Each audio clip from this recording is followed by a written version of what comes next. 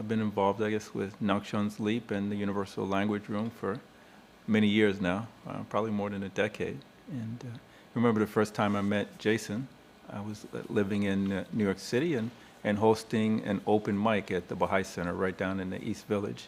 And Jason, being a jazz aficionado, had called to find out more about the open mic and was trying to make contact with Mike Longo, who played with Dizzy Gillespie, because he hosted a jazz night there every Tuesday. He didn't come for the jazz night, but he came for the open mic with William Ruiz. And William came in with a huge Taino log drum.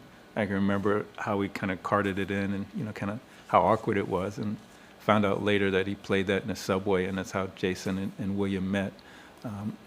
But their act definitely stood out because we had people doing rap, we had people doing spoken word, we had dancing, we had some attempts at comedy.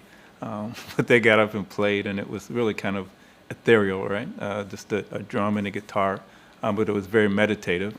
Wasn't what you typically see at an open mic, and I thought, okay, yeah, cool.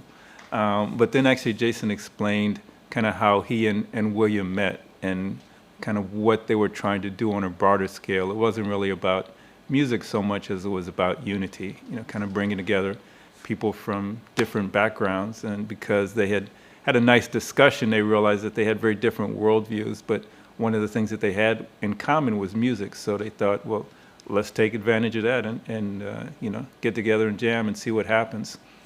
And from that really kind of came, I guess what I would call an interfaith band. And so, I was like, hey, I'm down with that. I'm about bringing people together. I like music. So, I got with him and William, and we kind of talked about what some different concepts and music. And I found out that they were working with the Sikh community. They'd, been involved in performances in synagogues. We were kind of really looking to do two things. One is to bring people together, just to kind of open minds and hearts without a lot of dialogue or kind of talk about one thing or another, just really using the arts as a way to help people think about what we have in common more than what separates us. And as we talked about the concepts, we actually wrote a couple songs together. A lot of it is really just instrumental because it's meant to make people think, to kind of open their hearts as a way to open their minds and bring about a greater unity.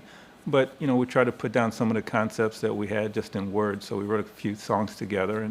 And over the years, we've done a lot of things. I mean, we've kind of toured with the band, gone to different states, different lineups, different people, different faiths. We've been in houses of worship. We've been on college campuses. We've done street performances.